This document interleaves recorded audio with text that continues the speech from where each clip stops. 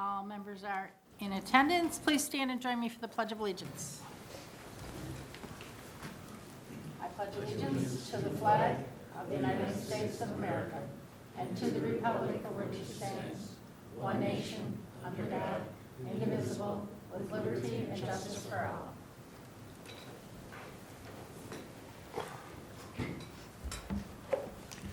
Can I get an approval of the agenda, please? So moved. Second, Ben? All in favor of approving the agenda, please signify by saying aye. Aye. Any opposed? None. We now have a resolution regarding the results of the school board election. Director Bergstrom. Madam Chair? Just to be clear, David, you want everything read between resolution and recommendation? Yes, please. All right, here we go. Whereas the School Board of Independent School District 271 has canvassed the election returns, therefore be it resolved that the school board hereby declares the following candidates elected to 4-year terms beginning January 6, 2020. Nellie Corman, Maya Olson, and Heather Starks. And the clerk of said board is instructed to so notify the candidates according to law. The vote recap are as follows. Maureen Bartolotta, 5,496. Scott Christensen, 3,153. Nellie Corman, 9,015. John Morovic, 7,387. Maya Olson, 7,474. Heather Starks, 8,674. Write-ins, 145. Undervotes, 12,707. Overvotes, 45. Second. Thank you. Is there any discussion? Hearing none, all in favor of the resolution, please signify by saying aye. Aye. Any opposed? None. Thank you. That brings us to recognition of students, staff, and public. We have American Education Week proclamation. Would someone like to read that resolution, please? Madam Chair, Please. be it resolved that the School Board of Independent School District 271 approve the attached proclamation proclaiming November 18 to 22, 2019 as American Education Week in the Bloomington Public Schools. Thank you. I'll read the proclamation. Whereas throughout American history, schools have helped democratize our nation, strengthened our communities, and widened opportunities for all people. And whereas by integrating different groups through commonly shared values, schools prepare this nation's diverse population to live harmoniously in a democratic society. And whereas for generations, our schools have answered the call to develop and challenge the future leaders of our families, our communities, and our nation. And whereas there is no greater legacy than the sound education of our children and the continuing education of our adults. Now therefore, we, members of the Bloomington School Board, proclaim in the Bloomington Public Schools that November 18th through the 22nd, 2019, be observed as the 98th anniversary of American Education Week. Is there any discussion about this? Hearing none, all in favor of this resolution, please signify by saying aye. Aye. Aye. Any opposed? None. And Dr. Jenna Mitchler, our Assistant Superintendent, is here to accept the proclamation.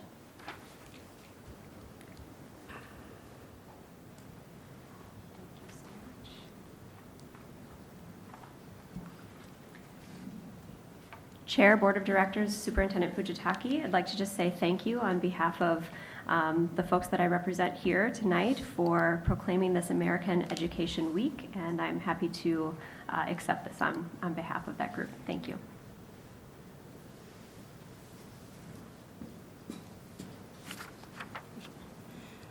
Okay, and next we have another proclamation, the Community Education Day. Would someone like to read that proclamation or resolution? Madam Chair. Be resolved, the School of Independent School District 271 approves the attached proclamation declaring November 14th, 2019 as Bloomington Community Education Day, a celebration of community education programs and services. Second. Thank you. I'll read the proclamation, and then we'll see if there's any discussion. Whereas there are limited amounts of resources, both human and physical, available to meet public demand for facilities, programs, and services, and whereas full use of existing public facilities, programs, and services is a desirable community goal, and whereas community education enables full use of public facilities, programs, and services by every age group in the community, and whereas community education philosophy assumes that when local communities identify their own needs and resources and public agencies work cooperatively, communities will thrive.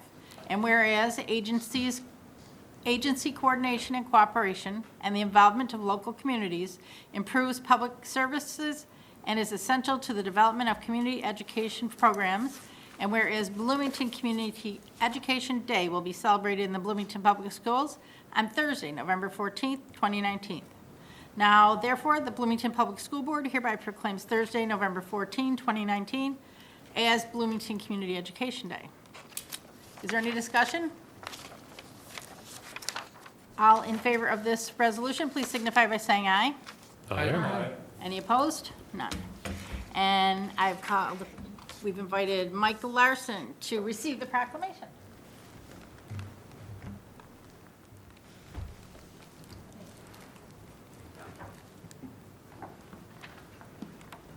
On behalf of the Community Ed team, I'd like to thank you, Chair Bartolotta, members of the school board, and Superintendent Fujitaki.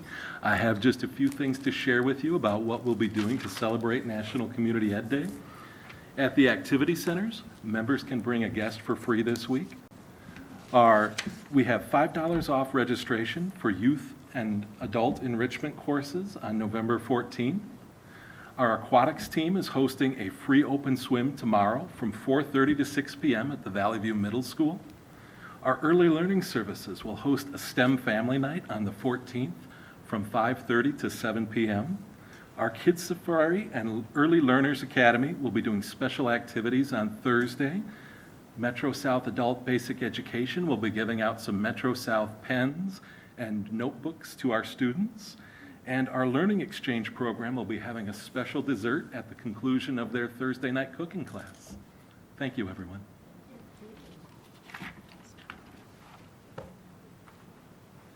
That brings us to an honor that was recently bestowed upon BEC-TV, the National Academy of Television Arts and Sciences Student Production Awards. And I would invite Tom Ringdahl, Director of BEC-TV, to come and talk. And he brought some friends. Yeah. Madam Chair, members of the board, Superintendent Fujitaki, and local and TV audience, I am delighted and honored to be here today. I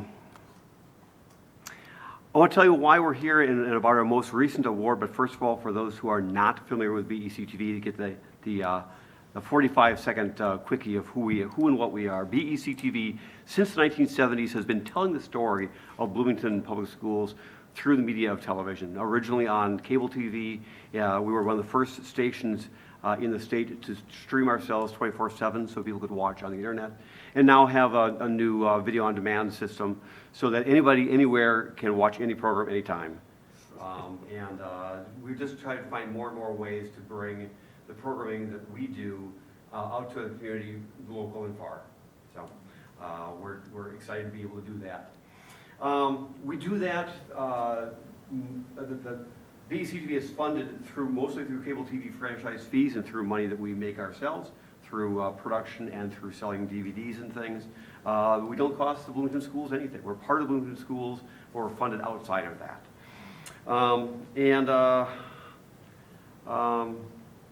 We work together with our staff, and our volunteer adult mentors work together with students from 7th grade on up in making programming. So that's who and what we are.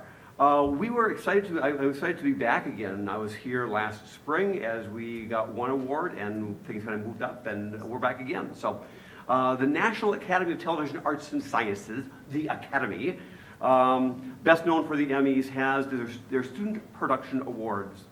Last spring, we were honored to receive 2 Midwest Student Production Awards for the best production in the 5-state area in 2 different categories.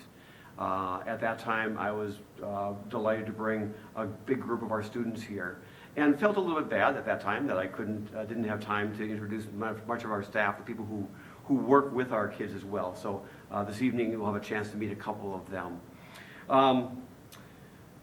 What happened was we had 3 programs nominated at the Midwest level. 2 of them won the awards. Those 2 went on to be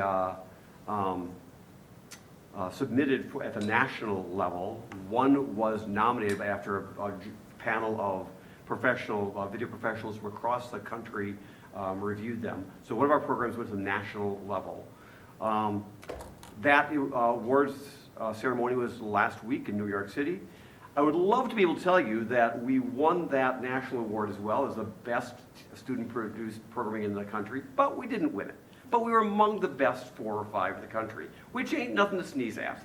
So we're very, very pleased and excited that it also gives us something to continue pushing for. This is the first time we've had our programming entered into the Academy's awards, and so it gives us somewhere to go. So we're excited about that. In a moment, I'm going to show you a quick video that we shot at the Midwest Awards of some of our students who were reflecting on that, and a couple of our staff people on reflecting on BEC. Let me tell you about the person who made that real quick. This is a really good example of the kind of students that we have a chance to work with at BEC TV. Norm Walwig graduated from Jefferson this past spring. This fall, she started at St. Cloud State University, planning to go into television production. St. Cloud is a great treasure we have right in our own backyard that has one of the best TV productions programs across the country. They're really well-renowned nationwide. As a result, they've got some really, really good high-end students there, and trying to get involved in any productions up there is a difficult thing to do, because you need to be an upperclassman before you can work your way into working on their productions. Some of their stuff through Husky Productions goes on Fox Sports. And Nora, after she was up there for only a week or 2, got offered a job working on their Husky Productions, doing the stuff with Fox Sports, as well as 5 other video production jobs right out of the gate, just coming months out of high school. And they recognized her right off the bat and the skill set that she was bringing up there. And after her first hockey game with Husky Productions, the staff producers said, "You are coming in here with broadcast level skill set." And that makes me immensely proud that we are able to give that kind of opportunity to our students here in Bloomington. So let me roll the video that she produced for us for today, and then I'll introduce the fine people behind me.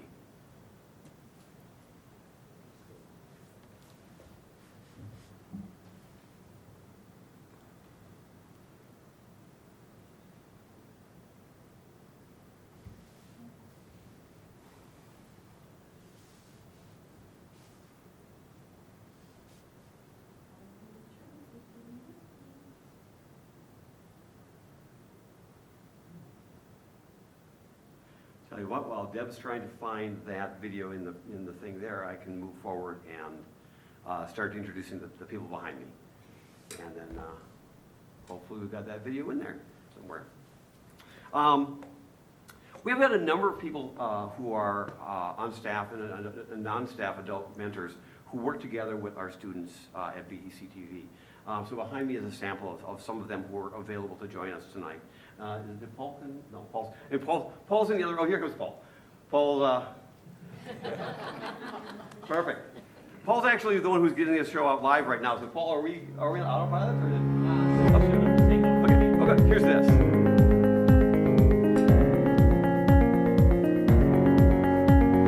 What I love about BEC is just how much of a family it is. Like, BEC is my second family.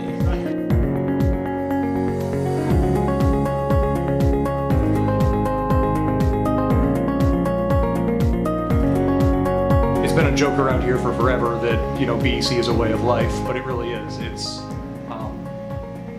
home. I come in the door and there's always someone there that I know, and I can talk with them and get an update on life and all of that stuff and do cool TV stuff while I'm at it.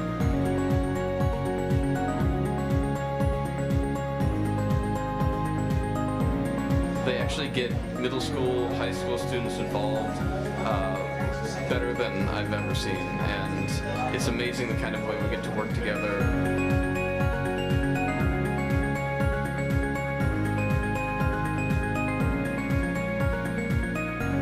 It's such a community event. Back in 7th grade when I joined, something clicked and I was like, I need to do video production for as much as I can. So I just ended up doing BC, and I'm glad that I've done it ever since.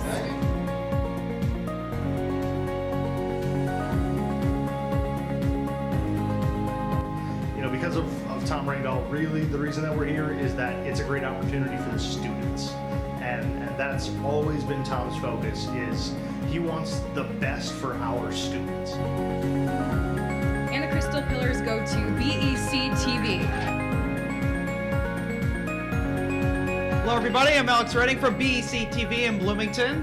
And I'd just like to thank the Academy so much for awarding all the work that our volunteers put in throughout the fall, winter, and spring seasons for BEC TV, producing local content in Bloomington. And thank you so much, everybody. I'm Evan Foss from Bloomington BEC TV. I would really like to thank everybody at BEC.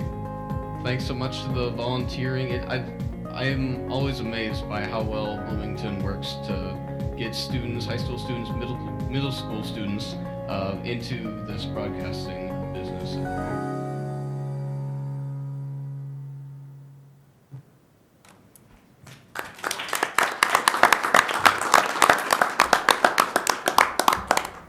And again, thanks to Nora, who's out there up at St. Cloud, for putting that together for us. We saw a couple of kids in there who are second generation techs. Their parents were part of BEC TV, and that's exciting to me. It is exciting to me that to see where some of our students go on to, not just in television, which always excites me, but other leadership roles. I think the one that excites me most this week is a family that the mom and the dad were both techs of mine and grew up at BEC, and now they've got one or two of their kids who are part of BEC TV. Oh, and by the way, the mom is now on school board as of this spring. Heather Starks got her start at BEC TV, so hi. We're proud of you. I've got a few people behind me that help make it all happen. You know, a lot of times people think of me as the face of BEC, and that's what I'm just a pretty face. These are the guys who do the real work. So let me introduce them quick, and we'll get out of your way. I'll go age-wise, okay?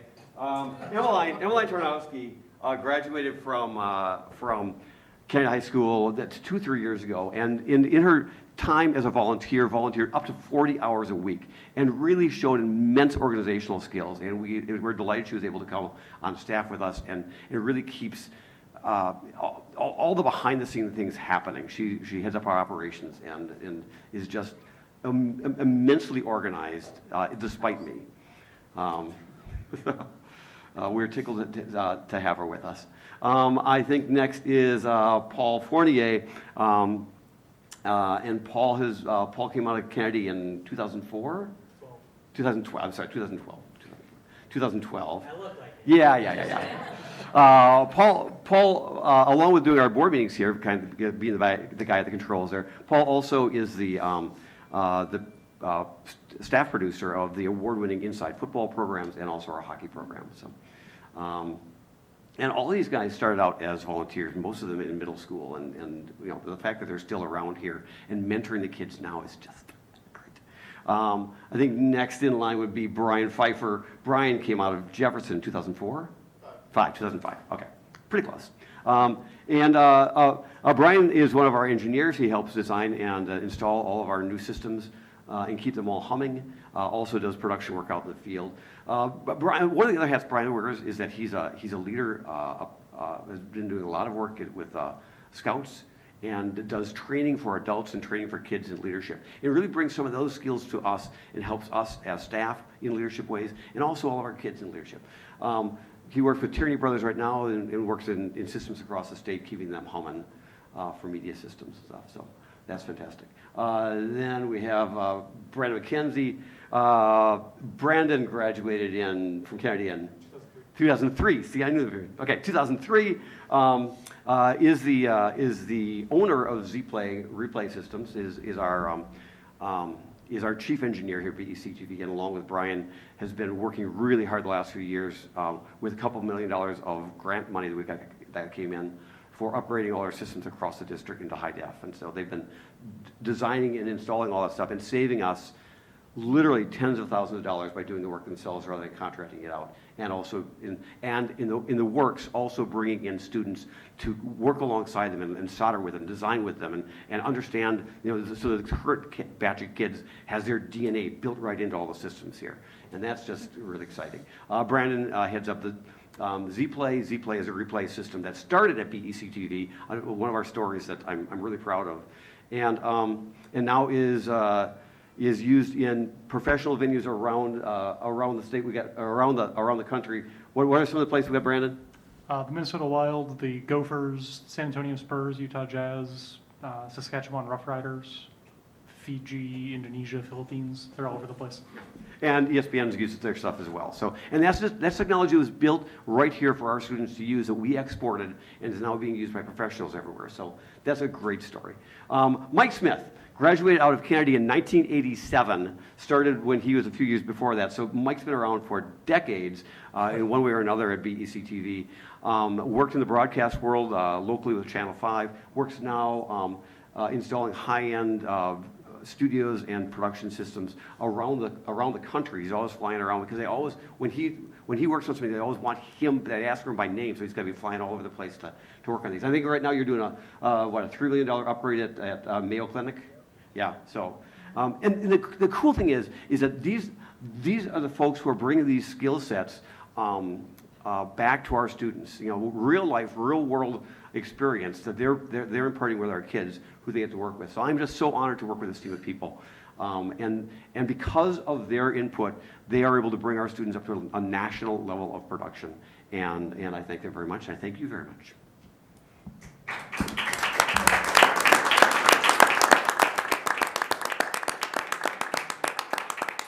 If you have questions, I'll stick around. Otherwise, I'm... Oh, okay. Anybody have any questions? Mr. Sorum. Sure. Tom, you've been around here a lot longer than I have, which is hard, which is hard to imagine. But when he first started out and we were in the old boardroom, they had the students right up there with the cameras right where Tom is, where everybody else is taking pictures of us. So you always had to be very careful what you were doing because the camera would be on you. Now, we're camouflaged so we don't know. So you still have to be very careful what you say and what you do and whether you're scratching your nose or whatever. But the thing that's been the most impressive about Tom and his crew over the years is that there isn't a program that hasn't been put on a DVD, including everything from sports to musicals to concert to spelling bees to everything. All the extracurricular activities you can find on BECTV. And they also do other schools rather than just public schools too. So it's a real community asset. And we're just so glad that you've stayed around and now you have so many mentors that are working with the kids. If you ever go to a football game on Friday night, sneak in the back into that truck and see how many kids are working all those different positions with cable kids and camera people, and it's so well coordinated you would think you are watching Fox News or one of the other big shows. So thank you, Tom. Thank you, Mr. Storm. And yeah, just to dovetail what you said about the old programming, we do all the things that we've shot over the past 45 years. We've kept in our archives, and so recently Jefferson Bands had their big 40-year anniversary, and we have had, I think, we had a list of all the different Jefferson Band alone programs, and it was like 230 Jefferson Band programs that we have still in our archives, dating back to 1974. So it was shot on actual, like 60mm film by a newsman in town. So, we are delighted to be able to give those things new life and continue remembering the story of who and what we get, who and what we are, where we came from, and where we're coming. So, thank you. Thank you.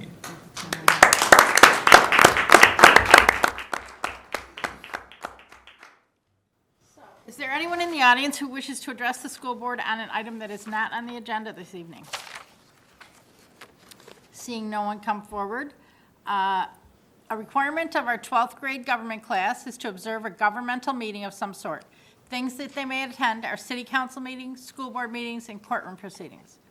The social studies curriculum guide identifies essential standards, one of which is to understand the role and influence of political processes and organizations by examining the role of interest groups, think tanks, the media, and public opinion on the political process and public policy formation. So I see there are students in the audience. I'd like to invite them to come forward to the podium and give your name and the name of your teacher. And what is your PGP plan? Don't be shy. Come on. Right up here where Tom was. Step up. PGP. Interesting.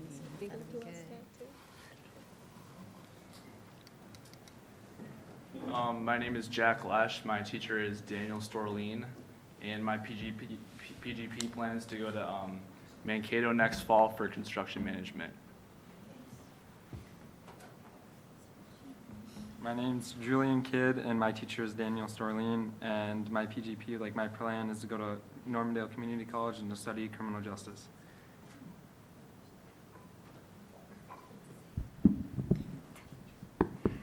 I'm Belle Stans.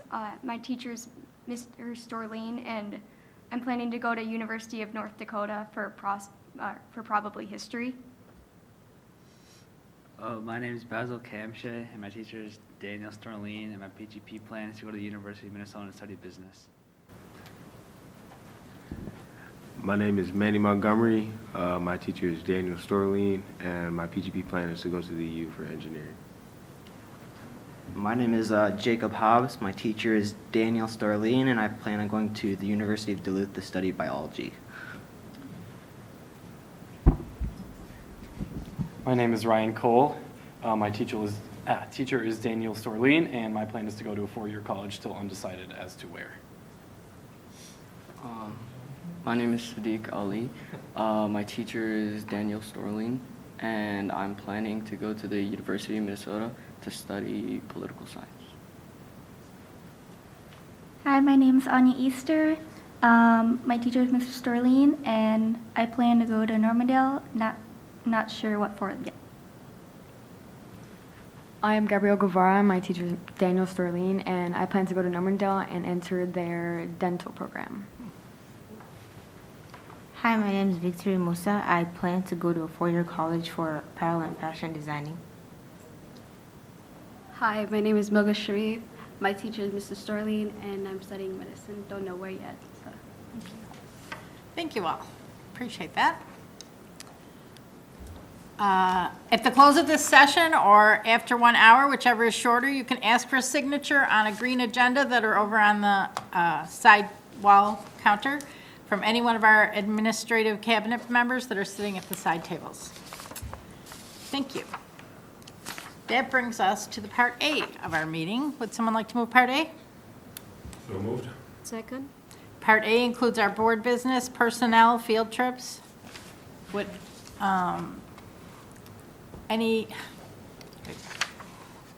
everyone in favor of part A? Aye. Aye, thank you. Any opposed? Thank you. Sorry about that.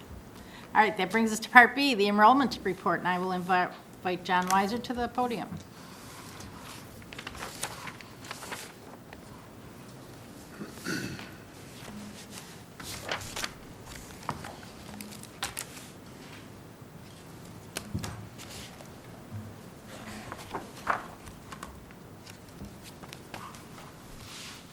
Good evening, Chair Bartolotta, Superintendent Fujitaki, board members.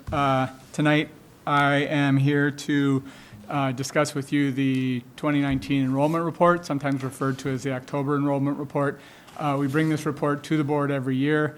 It is also posted to our website. If you ever want to look at this report or previous reports, you can just search for the word enrollment report and kind of do a compare contrast with our history. I'd like to thank the people who are involved in creating this report, and so this is my public shout out to Alyssa Miller, our Mars coordinator for the district. She does a lot of the number crunching that goes into here, as well as a lot of our state reporting, which helps us get paid, of course. Why is this report important to you as school board members, to leaders across the district, and to our community? I would say for 3 reasons. One, it gives us a broad understanding of knowing who we are as a district. The primary audience for this report is the community, so we try to take out any of the educational jargon. We try to speak in commonly understood terms. The graphs are all designed to be readily understood. As leaders, we also know that we represent a wide variety of different schools and the makeup of those schools, and so this report also helps if you're looking at one of our schools, one of our elementaries, as opposed to one of our other elementaries. It helps you give a different dynamic of what's the likenesses and similarities and differences between those 2 schools. And then when you're out in when you run across people in other districts, it helps do that compare-contrast. Second half of the report is dedicated to trends, so you can see a little bit over time how we've changed as a district. 3 main takeaways from this document are that we are, in the K-12 realm, we are 10,009 student district. We are 52% ethnically diverse, and 39% of our students qualify for free and reduced lunch. I'm going to highlight an item or 2 on each page. You have it in front of you, so I'm not going to go over a lot of detail. I'm going to skip some pages, but I'll try to give you a focus area here or there as we move forward. If you go forward to page 3, we do a little explainer here about how data works. It's good if you're new to the data world to understand the concept of a snapshot. This is often called the October report because it represents the number of students who showed up in Bloomington Public Schools K-12 on October 1st. If we do that same snapshot year over year, it helps us do an apples-to-apples comparison. I'm working on another research project on behalf of the board from Director Sorum, a request from Director Sorum, in which we're finding that in the last 2 months, we have about 100 students who've joined us per month and about 70 students who've left us per month.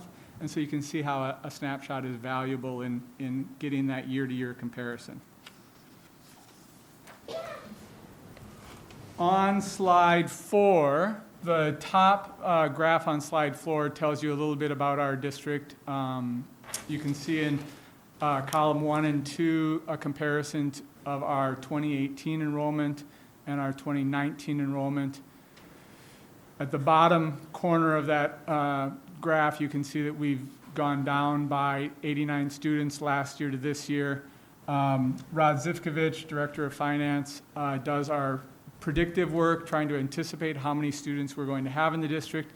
This year's number was only 28 off of his prediction, which in terms of a percentage is very, very accurate. Rod does a great job of giving us projecting forward so that we can do good planning. You see those numbers broken down in the second and bottom graph by elementary schools. So they're the initials stand for our 10 elementary schools, and then the bottom 5 secondary schools. You should see numbers that translate up to that top summary graph if you're looking at this page for the first time. Slide 5 gives you a breakdown by grade level. And there again in the bottom right corner is our total 10,009 students. You'll see that on many of these slides.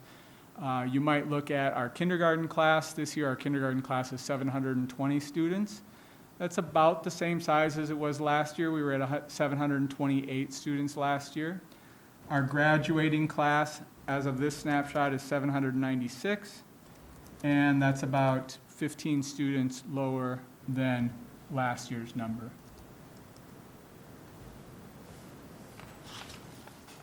If you go to slide 6, slide 6 gives you a little more detail on demographic breakdown. I'm going to go down this first column that starts on the top with total. There you see our K-12 total of 10,009 students. we like to break apart that number in a number of ways. The first set there is by gender, the male, female, how that number is divided from a male to female perspective. That next group I'm going to talk a bit more in depth in a future slide. Right now it represents 7 race ethnicity groupings. This is a little bit of a change from past reports because the state is changing and to get in closer alignment with the federal regulations around race and ethnicity reporting. They're giving us new instructions, and so you'll see some of this new reporting here. Again, I'll talk a little bit more about how we're adjusting to these changes in a minute. The takeaway from that section is that we're a 52% ethnically diverse district. The next set of numbers there is English language learners, and we are a 13% EL district. Varies quite a bit by level, so one thing sometimes is noted is that the elementary number there is 19%, followed by the middle school level at 9% and the high school level at 9%. That's a reflection that students are in our EL programs for a number of years, and then they graduate out of that program, and so it's natural that we receive them as younger students, and then they graduate out of the EL services as they age up in the system. Next set of numbers there is around free and reduced lunch qualified students. Again, there's that 39% of our students qualify for free or reduced lunch. Second to the last set of numbers is special ed. We have 14% of our students who qualify for special education services. And that bottom set of numbers there is the residents, non-residents comparison. Or it's not a comparison, this is the non-residents that are represented in that 10,009 number. I like to note here every year that we bring in more students, we draw in more students than choose to go to other districts every year. And that number tends to be around 7 or 8% of our students, and any given snapshot are from outside of the district who are choosing to come to Bloomington Public Schools. I won't go into much detail in slides 7 or 8, but if you have if you're going to a school or you're assigned a school or you live down the street from a school, you might look at the demographic breakdown in there on those slides. Going to slide 9, we like to look at, as we look at programs, as we look at services, and as we look at resources, we like to look at something we call demographic index. These are three of the measures you saw on the previous pages that when we put them together at a site, they tell us a little bit more about the resources provided, the services provided at that school. And so this is a combination of that free and reduced lunch number plus the English language learner number, percentage, plus the special education percentage. And so you can see the first 2 schools there, Jefferson, for instance, when you add those 3 percentages from the former slide together, you'd come up with a total of 34%. It's nothing more than adding those 3 numbers. That's why some of the numbers on the far right here add up to more than 100%. It's because it's adding 3% together. The middle 3 there are our 3 middle schools. You can see some of the differences in programming and resources at those schools. And then the right are our 10 elementaries.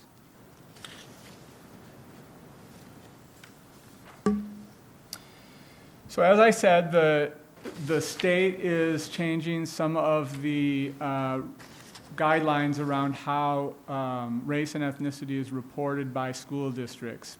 The pie graph on the left is similar to last year's pie graph, which you would have seen in the enrollment report. The difference between last year and this year is that had 5 designations. This year we're switching to the state's 7 designations. The differences here are that the state has split out the Asian race ethnicity category into 2. Now there is a new Native Hawaiian or Pacific Islander, which used to be grouped together under Asian. And we also have a new designation called 2 or more races. So if a family who self-identifies and checks 2 boxes would now fall into that category of 2 or more races.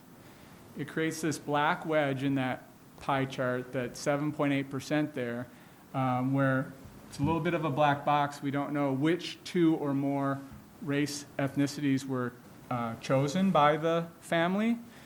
And so thus brings us the bar chart on the right side of this page. So what you're seeing there on the right side is a bar chart that represents all of the check boxes that were inputs by families. And so in the 2 or more category, for instance, a family might choose to check the box that says black as well as white. And on the graph on the left there, that would be in that 7.8%, that black wedge. On the right, those 2 check boxes give 1 tally into that green bar, the black bar, 23.1%, as well as the white bar, 73.9%. If you're a program leader, this is important. I was just in a meeting hosted by the assistant superintendent this morning, and we were talking about this from the perspective of our American Indian program coordinator, Heidi Hecker, and you can see the difference there in the chart on the left, where American Indian is represented as a 0.5% slice of that wedge. But when you look at the number of students served by that program, it's actually 2.2% of our students, because students identify in 2 of these categories. In addition, we're making another change coming up in the next couple of years, led by the state, and so this slide will continue to evolve, as will our reporting will continue to evolve.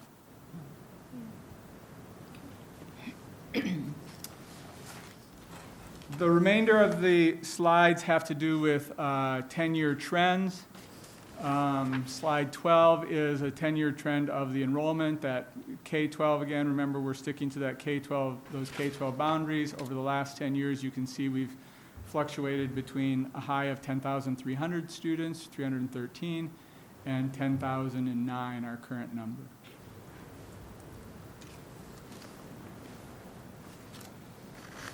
If you look at the ethnic diversity change over time, if you've been around in this district for a while, you've seen this and you've witnessed this change, and we've talked about this change.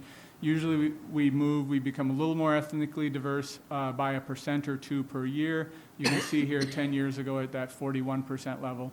Now we're up to 52%.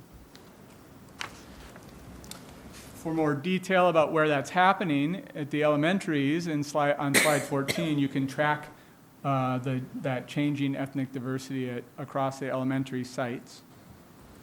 The elementaries overall have stabilized. It used to be that we would see more change in our elementary group in ethnic diversity than we would at our middle or high school group.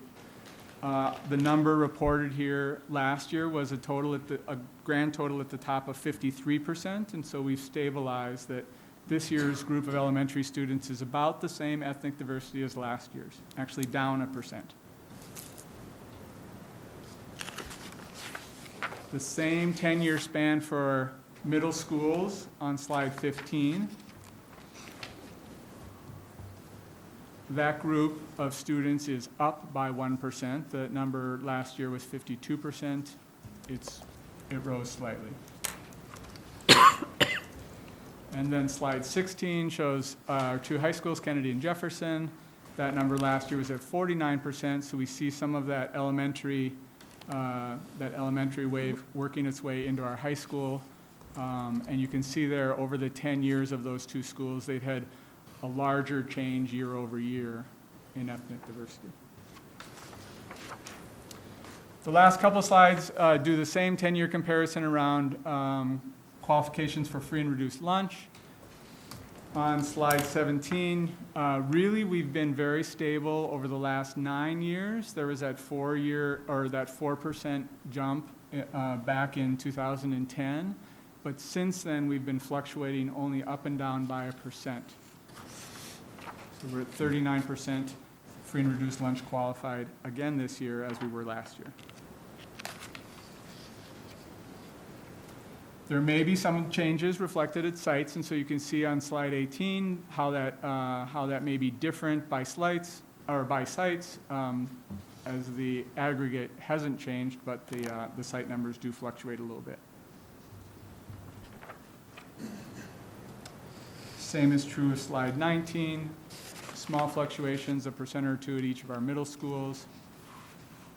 And then also in slide 20, you can see the Jefferson and Kennedy comparison for those numbers. As I said, this report and the last 5 or 6 are posted to our website. What I always suggest is you just do a keyword search for enrollment report. You'll find your way to the information services page, and then you can pull up prior versions and do a compare contrast if you're interested in where we've come over time. With that, I'll answer your questions. Thank you. Go ahead, Dick. Well, first of all, thanks for coming, John. Appreciate I too want to say thank you to the folks that put this together.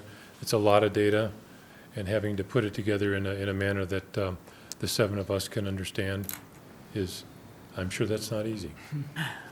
So I have a question on, well, the first time it shows up is slide 6. It's the resident, non-resident. Non-resident, is that otherwise known as open enrollment? Or is that sort of a catch-all for everyone that isn't a resident? It is open enrollment. So this would be Richfield public school students who choose to come to Bloomington public schools or vice versa. Okay, and then anyone, you don't have to just be from Richfield, it can be. Yeah, anybody from outside of our physical boundary who chooses to come and enroll with us. Okay. And so to note, to get more detail on your question, it doesn't include things like home schools or parochial schools as a counterexample. Okay, thank you. That was where I was heading with that one. You had mentioned earlier on this slide that Bloomington draws more than we don't. So there are some students that choose for whatever reason to go to a different district. Do we know that number? I don't have it with me. I should have, because I get asked this question every year. I don't have it with me, but I can look it up. And I typically what I do is I field the questions I can here in front of you. Sometimes I set expectations to say, you're going to have a lot of questions about why this and why that, of which I have no answers. But the ones I can answer, the data I can look up, I usually come back in a day or two in an email to the entire board. So I'll note that and get it back to you. Okay, great. And then just the last follow-up on that question was, do we have any data, any anecdotes, anything that tells us why the student or the family would make the choice not to come to Bloomington? And if you don't have it now, are you going to include it in the follow-up? We know about why we know anecdotally what I think are the common reasons for students choosing us are. It can be driven by program designation. So we have students who open enroll with us for strong programming we have, such as Dimensions Academy. We also know that we're living in a time where there's lots of complex family situations, where one parent lives in Bloomington, one parent lives in a different city. And so sometimes it's very common for daycare or jobs or traffic patterns to drive open enrollment. It's easy to drop off here because that's where the daycare has been, even though we moved to Eden Prairie.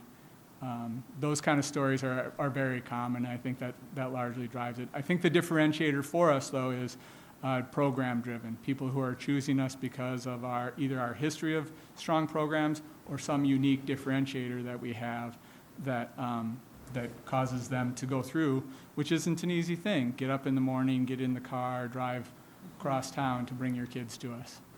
Sure, great, thank you. Madam Chair, thank you.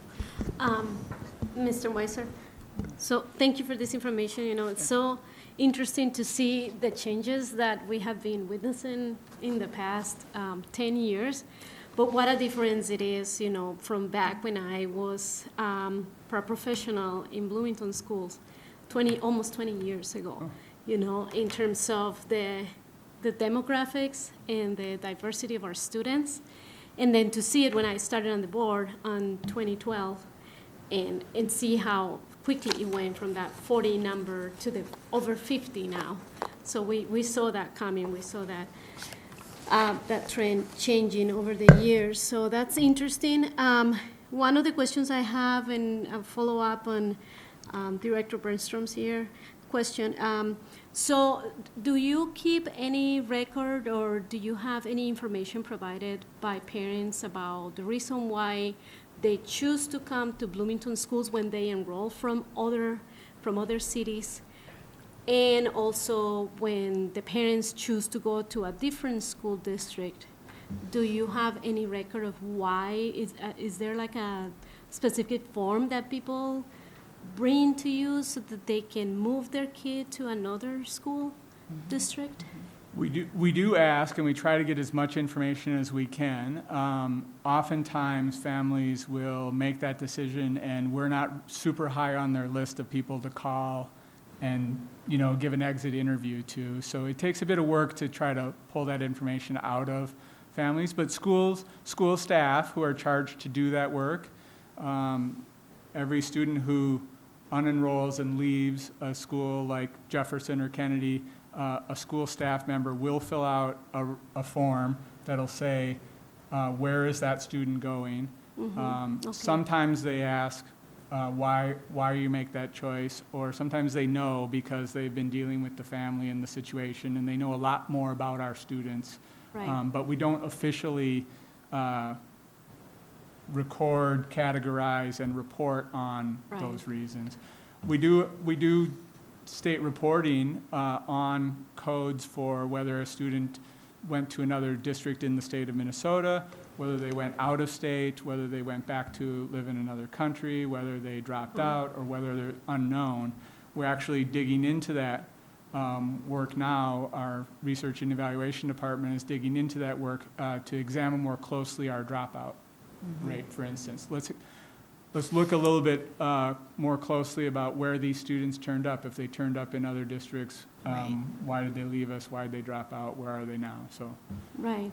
And I know it takes a lot of work, and resources, but it will be also interesting to know if, the same way that we know that the reason for a lot of families to come to Bloomington is because of the Gifted and Talented program, if there are any specific reasons that are not necessarily related to family situations, but if there is any type of programming that they feel attracted to from a different school district, just for information, see, what are the preferences of people as times keep changing. And then other question is related to kindergartners. The number of kinder that we have, do you know what the trend is in numbers changing? Because, we're looking here at numbers going down, but at the same time, are we seeing more kindergarteners getting enrolled? Do you see any projection of maybe having more kinder students coming in the next years? We know a few things about our early childhood students. I'll talk about them as a group. We know that the number of births in Bloomington is stable and increasing over the last few years, which is a good sign for all of us. It's a sign of a healthy community. We know that our kindergarten classes are fairly stable. They stay at about, as I said, it was 728 last year. It's 720 this year.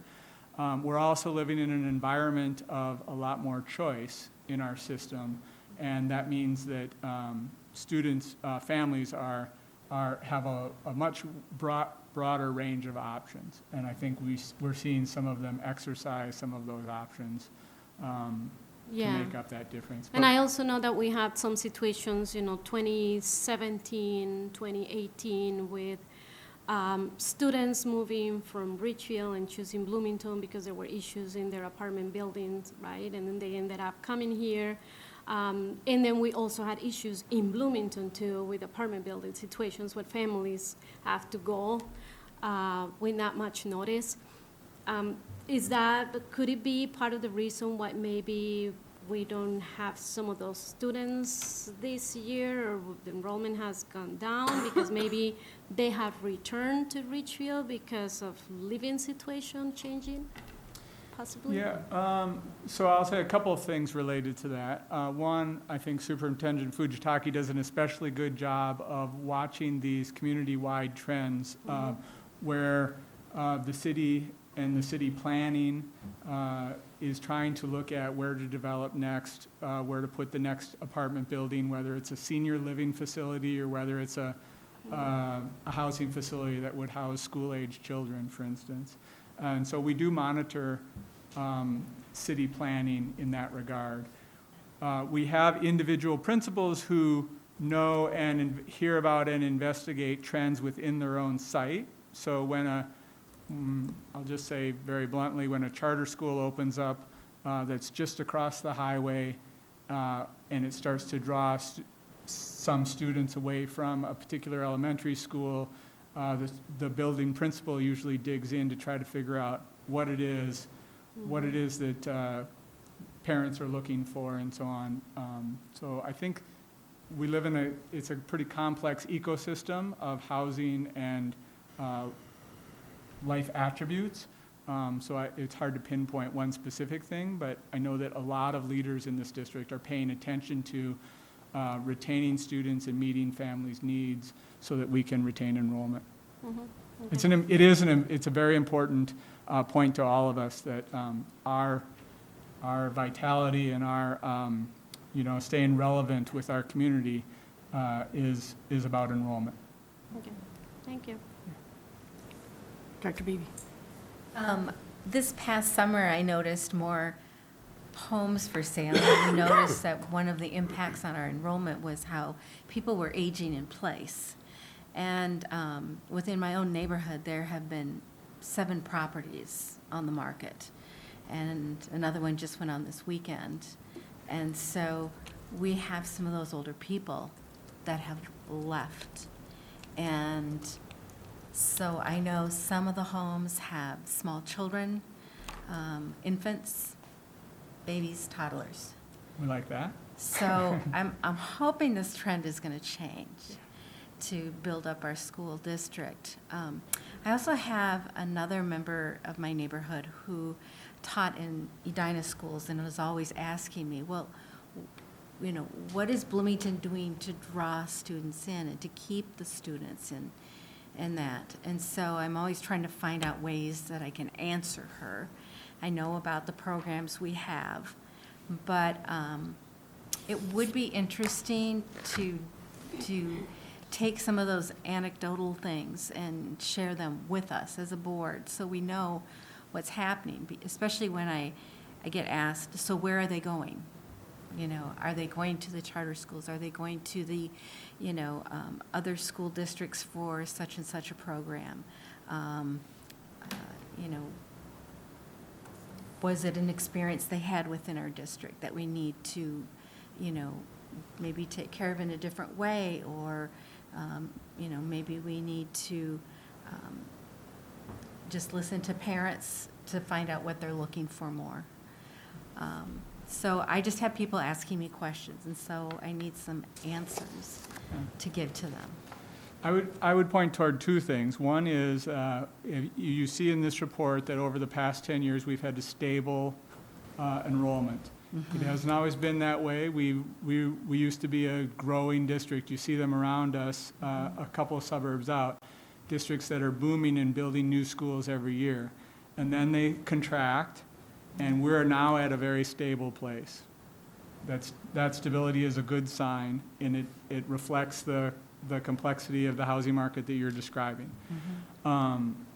If you ever get a chance to look back in the school board archives at any of the community reporting, I would point you to any of the Morris Leatherman community reporting as a have in your back pocket when you're out talking to community members. We have incredibly strong support in our community for our public schools. That support is earned through stability here on the board, through financial stability, through great teachers, through a good sports team now and then helps. And every time I see that firm present, they always remark on the very strength of our community's belief in our school system. So I think that those would be the numbers that you're looking for. Okay. Anyone else? Director Bennett? Yeah, so since I've been here, we've seen the numbers go up a little bit, we've seen them go down a little bit, now they're kind of going down. Do we have any idea of projections in the years ahead? Are we going to continue this downward trend, or are we kind of at the bottom of that, or are we going to start increasing? Do you have any ideas? This is one of those questions that I'm not going to answer. This is a report of what is. Okay. Director Zivkovich does the projections around, based on past trends, to predict future enrollment. Would you want me to say anything, Rod, or should we send something as a follow-up, or? We'll be coming to the board with the budget information in that, and we can address those enrollment trends at that point in time. Okay. And then another question I had is, when you're putting this report together, do you tend to look at districts around us to see what's going on in their districts? And are they following a similar thing where they're kind of declining a little bit, or are they increasing, or? I don't do a direct compare contrast, but we do pay attention to neighboring districts, and we are in great shape compared to our neighboring districts. If you just follow the newspaper, you can see some of the challenges that Burnsville is facing right now, and you know that's a challenge they're dealing with. I think we are in a great place compared to our neighbors. Okay. And then my last question was, when you're looking at the free and reduced lunch, it's kind of, the eligibility is kind of ticked down a little bit. And I'm wondering, is that because we have less families that need that service, or is it that the requirements have changed, or we're not doing a good job as identifying those families? I don't know if you can speak to that at all. It's a little too complex for me to answer. Essentially, I believe that the process is the same. Okay. I think you're just seeing a reflection. Oftentimes, free and reduced lunch qualification is a reflection of the economy. Yeah. And so in down times, you'll see that number go up a little bit. So Yeah, well, that's what we hope. When we see that, we say, well, we'll have less families that need the financial assistance, but I just wanted to make sure that it's not because the state or the feds have changed requirements, or we've made it more difficult to qualify, or something like that, that we're not missing anybody. I'll do that as a follow-up as well. Okay. Again, from Rod's area, the food service area. Awesome. Thank you. Noticing that there was an interesting statistic that we have 5,100 male and 4,800 females. So that's a pretty even grouping, you know, and I just don't know if that's normal or whatever it is, but it's an interesting statistic. And it follows that way through elementary all the way through high school. But my other question is dealing with the numbers that we go back to 2010. Now, isn't that when we had our boundary change? So we're just reflecting the stability of all of our numbers that have gone back to when we had the boundary changes. And since we've had the boundary changes, it's been pretty steady, stable throughout those 9 years or 10 years. Yeah, you can see that. Yeah, you're right. That boundary change was in the 2010-2011 school year, and you can see it kind of reflected in the school-by-school changes. Numbers, yeah. There was a readjustment there. Helped our stability. Thank you. Is there anyone else have? Oh, sure. Yeah. So about the boundary too, you can see that number with Hillcrest and the diversity, right? Going from where it was like 5% or less than 5% 10 years ago, and now it's like over 30. So that's I see it as a positive from that change. I do remember attending the City of Bloomington information night about the census. You know, we got some information, very, very good information about having more kids, little kids now, under 5 in the city versus previous years. And so it'd be interesting to go back and see that number, because I remember thinking that night, oh, that means we have to get ready because there are going to be a lot of kids in the next few years joining Bloomington schools. The other thing I wanted to say is, thanks also to the housing opportunities that the City of Bloomington is providing to It definitely is, attracting more people, or will be, and we will be seeing more kids hopefully in the next years. And then one thing following up with this free and reduced item, just want to make sure that we constantly follow up on, which families need the free and reduced status. Because I know by experience, by being a teacher and being with kids, that many of them sometimes don't know that that's an option that they can apply. Families don't know because they have recently moved from other places.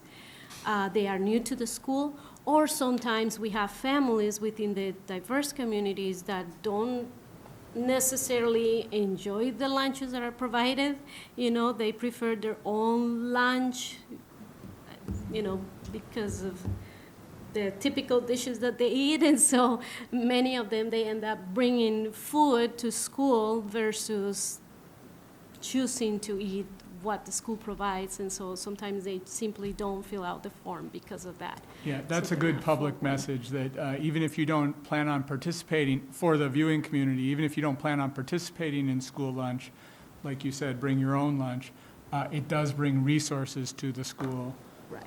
And so it's important information for us that you participate in filling out that form for us. And I know that usually, staff members are really busy with the amount of things that we all have to do during the day, that sometimes we forget to constantly remind kids, beyond that open house night or information night that we have at the beginning of the year. So it would be good to continue to constantly follow up with them and remind the kids that then we will end up with more numbers, I'm sure.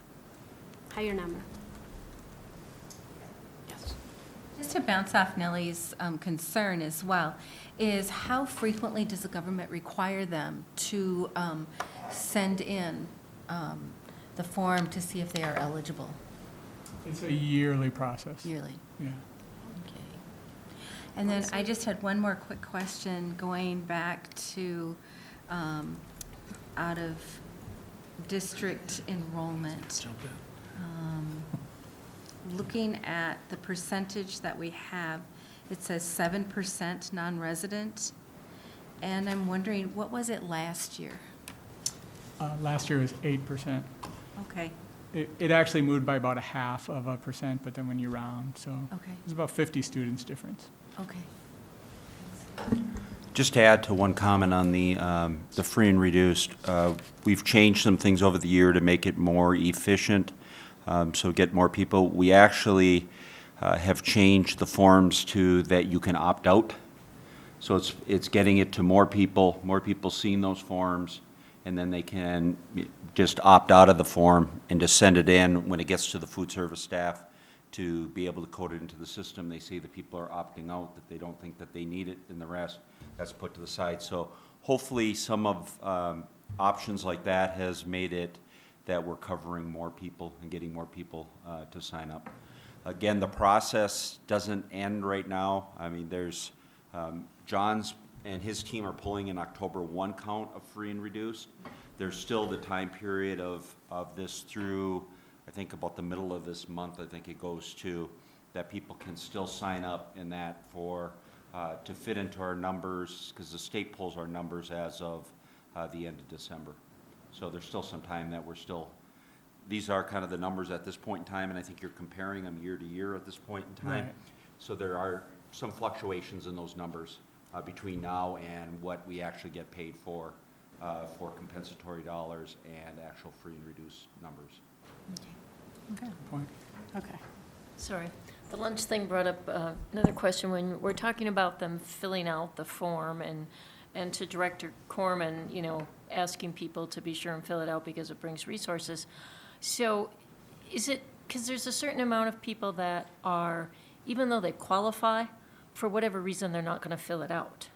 So is it explained to them that, just because you fill it out does not mean that you have to do this or whatever, whether they choose to bring their own food or whether they just choose, there's a certain amount of what I want to say, they don't want to be stereotyped as getting free lunch, some people. So are they explained to them that, you don't have to take it, or you don't have to enroll your child, you can still bring lunch from home, even though you fill out the form? Because I think there could be a big gap there of people that choose not to fill it out.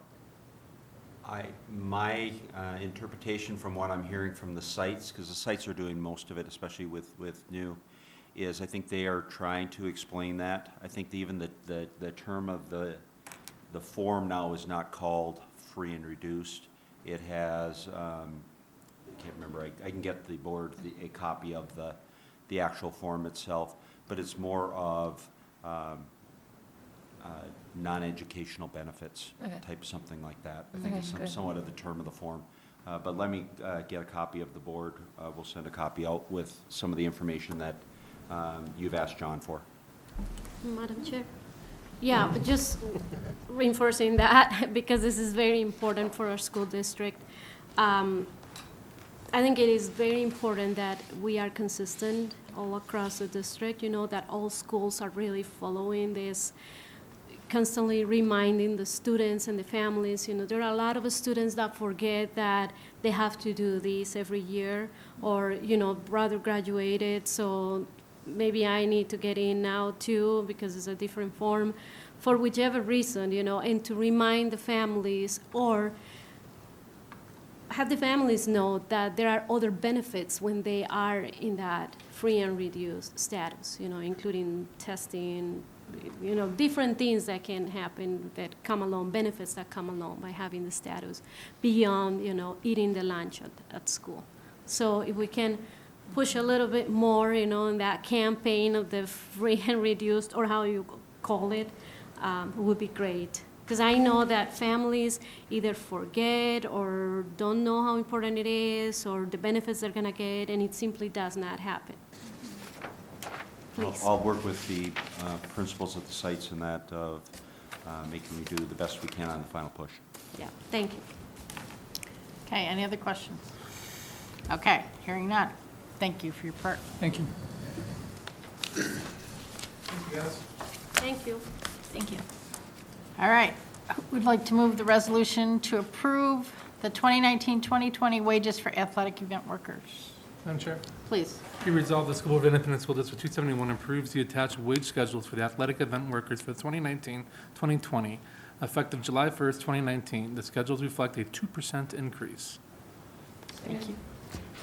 Okay, Chair Bartolotta, Superintendent Fujitaki, and members of the school board. I have the next 4 resolutions, and they all revolve around contracts and wages coming forward to the board, which is normal about this time of year. So this one is for our athletic event workers, and we are recommending a 2% increase, and we bring it forward annually. Thank you. Do you want to go ahead? Madam Chair? So I'm going to run through this real quick. For the listening audience that may or may not have heard me speak, I think it was a month ago, we had some contracts come before us. My vote is no. I think a no vote carries with it at least an effort at an explanation. I do not have, the board does not have line item veto authority, so we say yes to the whole thing or no to the whole thing. There's one item that I think that draws me to say no, and that is the sustainability of the raises.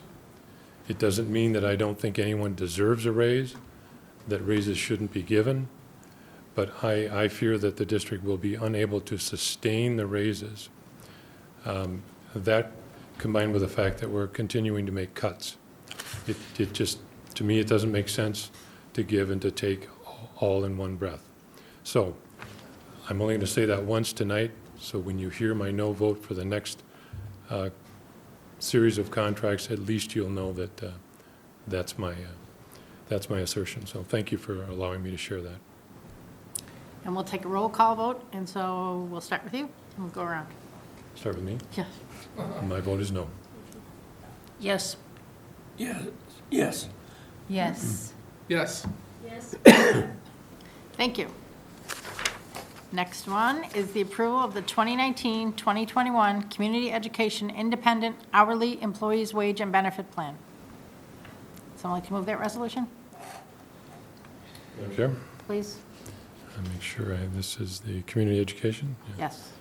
Resolve the School Board of Independent School District 271 approves the 2019-2021 Community Education Independent Hourly Employees Wage and Benefit Plan. Is there a second? Second? Thank you. We'll start over here with Director Bennett. Well, do we have anything Oh, you I'm want to tell sorry. us about the? I'm sorry. What I can changes? tell you, I know we have to do each resolution separately, but the changes on all three of these are very similar, so I'll just talk about them, so I don't have to say every single time we come to a resolution what the changes are. So basically, for all the three that we're bringing forward, is a 2% increase to schedule for both years of the contract. There's housekeeping changes, such as changing dates in contract to reflect current year, current schedule years, those are housekeeping. The deductible out-of-pocket in-network maximums were changed per the IRS, the out-of-pocket, out-of-network maximum, minimum IRS. District contribution to health insurance, you guys have approved those through our insurance committee, and those have already come before the board, so now they're going into contract.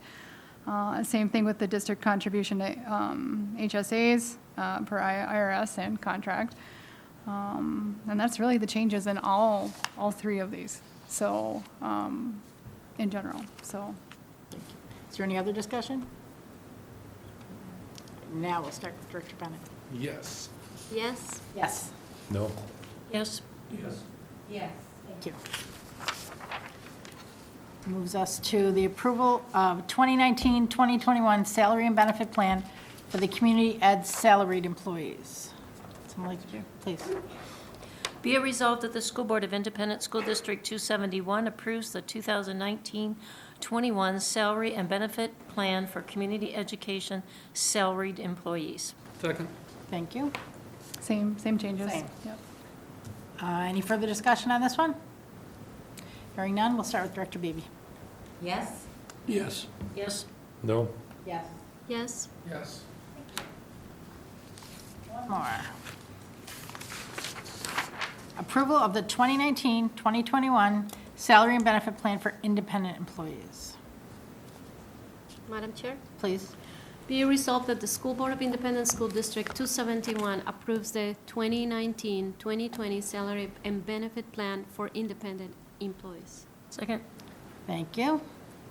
Same. Same changes. Yeah. Any further discussion? Questions for Madam Mary? Yeah, please. Just quickly, before we get through all of these, I'd like to say thank you to all the teams, the bargaining teams, the people that put the energy and the effort into crossing the Ts, dotting the Is. This isn't easy to do. It sometimes takes a lot more conversation than others, and I just want to say that I appreciate the effort that's gone into each one of these contracts. Thank you. All right. We'll start with you again, Dick. No? Don? Yes. Yes. Yes. Yes. Yes. Yes. Thank you. All right, that brings us to board member reports. Director Bennett.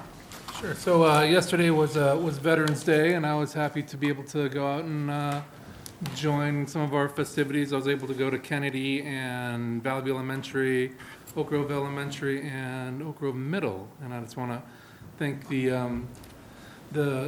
Bloomington Police Honor Guard that came out and supported us, and the Army National Guard that came out to enjoy our festivities, and all of our veterans that were honored. It's fun to go to schools, and because the schools usually ask the community if there's any veterans to come in to join the celebration, just for them to be honored. So, it's a great tradition. And it was funny, my daughter was kind of upset that they have to go stand out there in the cold, and saying, well, what are we learning from that?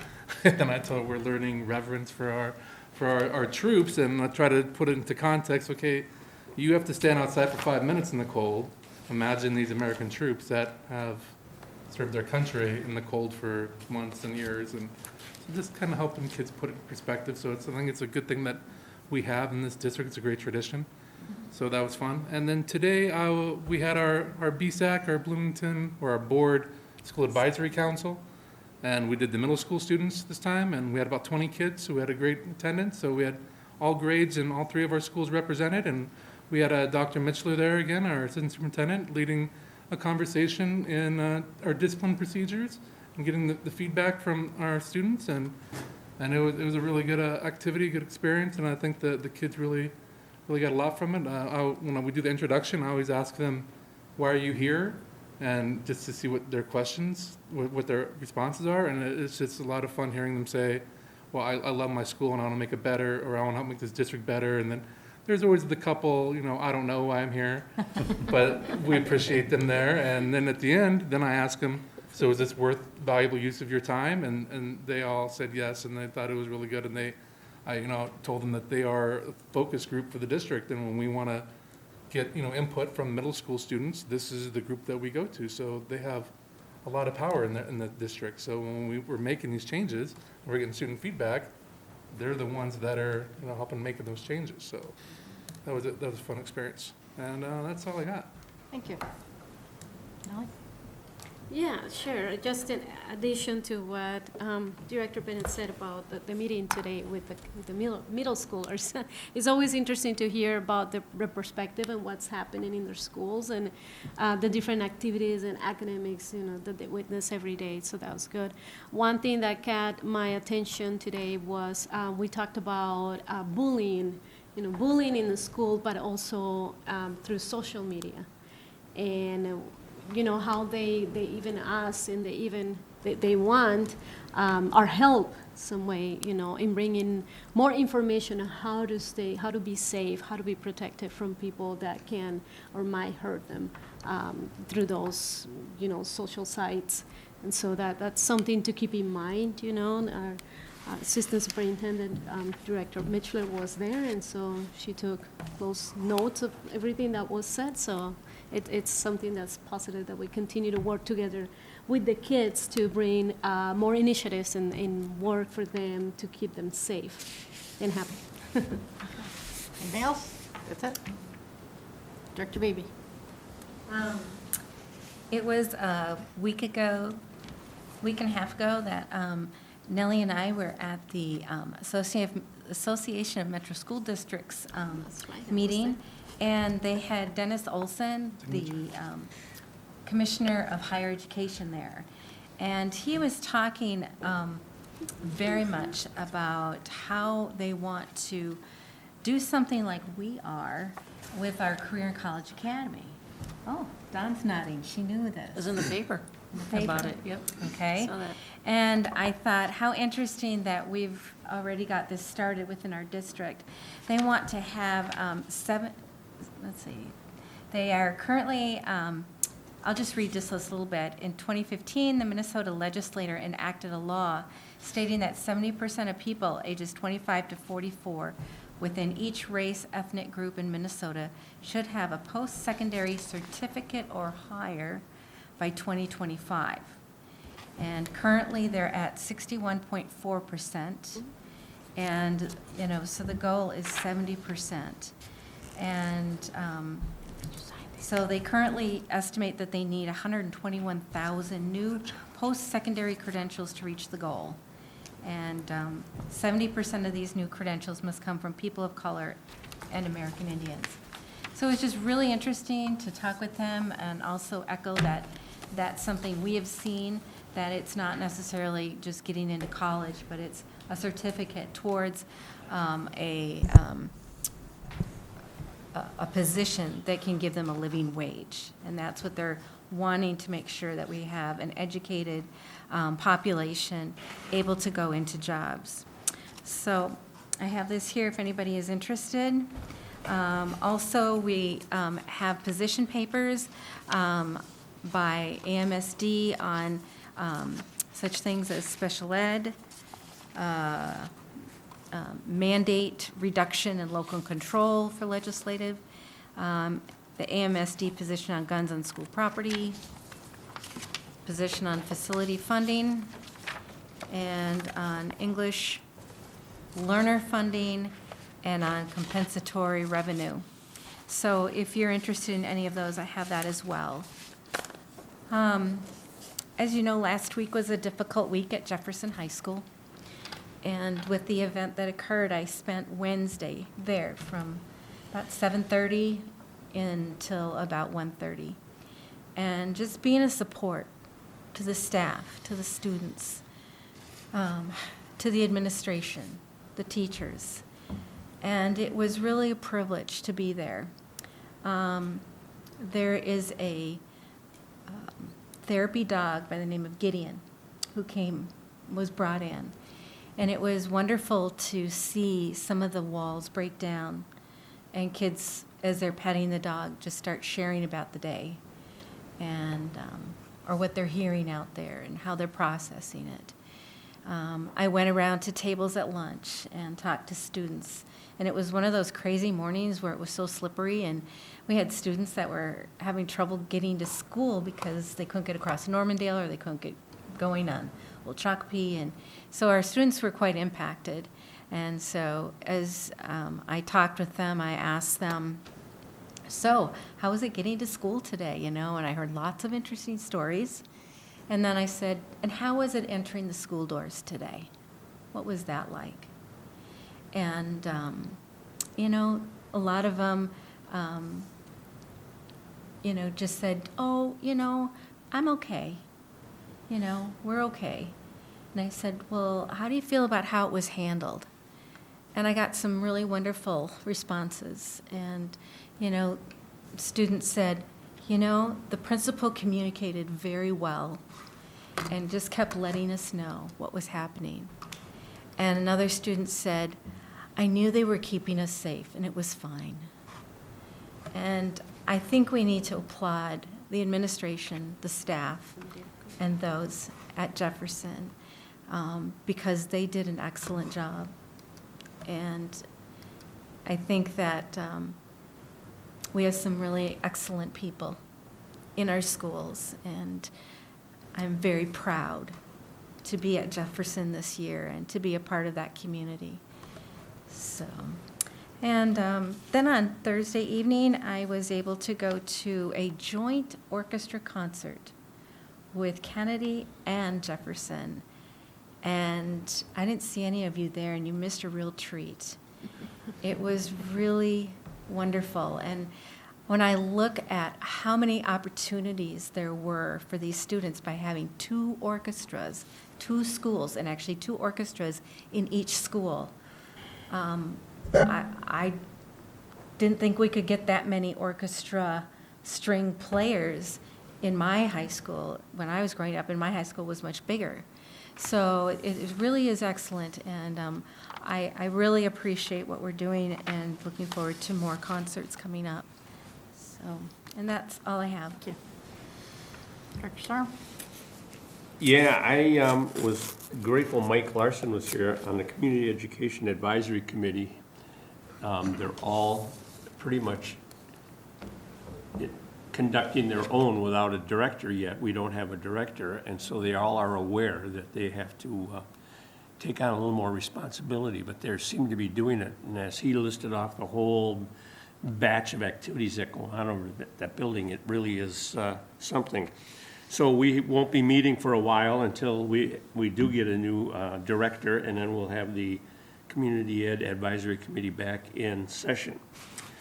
I've also participated in the clerical negotiations, and more about that later, but as you all know who participated in the negotiation aspect with our collective bargaining groups, it's quite an experience to listen to what's going on, and especially to avoid doing any talking, giving our opinions from a board perspective of what we should be doing, and since we're not really part of it, so you have to just kind of monitor what's going on, but every once in a while, a member will speak directly to you and watch you and want to see how you're going to react to whatever their request is or their negotiation. But that's all part of the game, as our new board members will find out later on. But then also, when we talked about the Career and College Academy, I met with the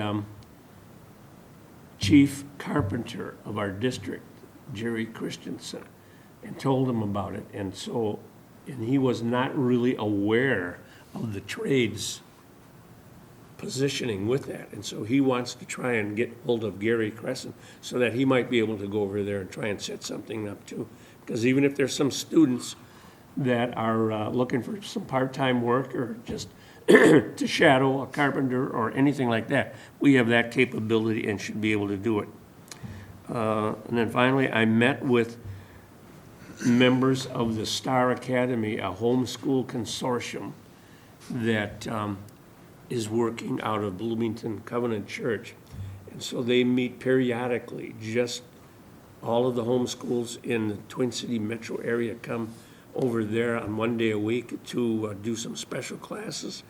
So it was really kind of interesting to know that there are so many, and they still are appreciative of all the public schools do, and because there is always communication with us and what to do and how to handle some curriculum and so forth. And then plus we also allow participation of homeschoolers to participate in extracurricular activities, which is always a good thing. That concludes my report. Thank you. Okay. So last week, the PTSA Council met, and the topic last week was John Weiser came with a whole team and talked about the new computer science programs. And it was wonderful because they brought hands-on. You could probably explain it better than me, but they brought 4, I think, robots. And then they were divided into groups, and they had to use blocks about this big to tell the robot, and I think their task was to have the robot greet a new student that day. And so these teams worked on it, and I thought, you know, it was great. Your team was wonderful, working with all of the parents that were there from the different schools. So I thought it was really great that they brought something hands-on too. So it was very great, and it's so great to hear all the good things that are happening with the new computer science program. Then when I was at Ridgeview Elementary, I had a chance to listen in to a kindergarten class where the social worker came in and was doing an activity with the students, and it is it's funded, we have a little bit of funding for this through their coordinating early intervening services. And so they decided that they would put that into their kindergarten rooms, and they're doing like social emotional, behavioral, that type of thing in there. And so the lesson that day was about a pig that was pushy everywhere. And so it was very interesting to listen to kindergartners have their conversation with her after the little story about it. It was very good. And, you know, it was very nice to see that, you know, we're working on the soft skills and the social emotional and those pieces, because we all know that academic success is only a small part of your adult life. If you don't have the rest of it, you're probably not going to be successful. Then when I was at Indian Mounds, as I'm walking down the hallway, I hear this what I would say, just beautiful and unique sound coming. And so I went to see, and there was this group or this band called, I think if you pronounce it, was Mestophonia. But when I looked them up, it was just so like, just drew you into the room. When I looked them up, it said that they are a group that came together because of their shared love of the folk music of South America. Mm-hmm. And it said it's a group that blends Colombian, Bolivian, and American talent. So it was just really very, and I thought, what an opportunity for our students to be able to hear this. And they came right to their school, so I was like, wow, this is just so beautiful to listen to. So that's it, thank you. Thank you. All right, well, I thought that I might focus on one event yet again. And tonight I thought I'd focus on an event that happened at Northwestern Health Sciences this last Sunday, just a couple of days ago. It was a Veterans Day brunch. And the reason I'm focusing on that is the impact that I think a portion of that program had on our community from students here in the district, and I'll get to it. And Northwestern Health Sciences has hosted that event, I think, for the last 3 years. It was previously at Creekside. It's a city event where veterans and their spouses or family are invited to come for a free meal. There's a program, there's speakers. This year, as well as last year, the program was in there, the meal is in their cafeteria. The program is in the auditorium that's just right across the hall. The part that I'd like to focus on a little bit more is each branch of the military is recognized by the song that is sung for them. So you have Army, Navy, Air Force, Marines, there's Reserve, there's, who am I missing, Jim? Coast Guard. Coast Guard, yes. And so when that song is sung, if you can, you're asked to stand as a member of that branch of the military. And when those people are standing, there are students. This year there were students from Kennedy's NHS. They were serving, and they brought around, there were baskets with cards that said thank you. This year the cards were from Oak Grove Middle. So the students at Oak Grove Middle, right across the hall here, made cards, and they were handed out to all the veterans. And the veterans, when they read them, many of them don't know that they're getting a card. They don't know that they're getting anything. And when they read them, they're just, it's quite an emotional time for them. And it was really, it was heartwarming. It was fun to see. And our students, this is something that happens outside of the classroom. And the impact reaches farther than just the classroom. So it was really heartwarming to see, and it was fun. I grabbed a handful of the cards and read them, and I just want to say thanks to those students and to the staff that helped the students understand the importance of the day. That's it. Thank you. Thank you. I'll bring us to our superintendent's report. Thank you. I have 4 things. First, the school board already has established a study session on Wednesday, November 20th at 6 p.m. The agenda topic has changed. This is for your information. The budget, it'll be about discussing the budget adjustments for the 2021 school year. All right? Administration requests a study session for Tuesday, November 26th at 6 p.m. And the topic will be to continue discussions on budget adjustments for the 2021 school year. May I have a motion, please? So moved. All in favor of a study session on November 26th at 6 p.m., please signify by saying aye. Aye. Any opposed? No. Thank you. Today, Kennedy High School Principal Campbell and I gave a tour to 2 Luther Automotive executives. They're impressed with our automotive program and our teacher. They want to be our strategic partner. Therefore, they said they're going to be donating a car for our students to work on. A master mechanic will come and work with our teacher. One of the planners is going to come in to help us lay out our automotive shop. And they're going to do other kinds of things with us in the coming months. Great opportunity. The other thing is our school district has earned an MSBA award named the Award of Distinction. We're only one of 5 districts in the state to receive this award. It's given when the majority of school board members earn so many MSBA training hours or advocacy credits. So the award will be presented at the MSBA Leadership Conference in January. So congratulations to the school board. And that concludes my report. Thank you. Is there any other business to come before the board this evening? Hearing none, this meeting is adjourned.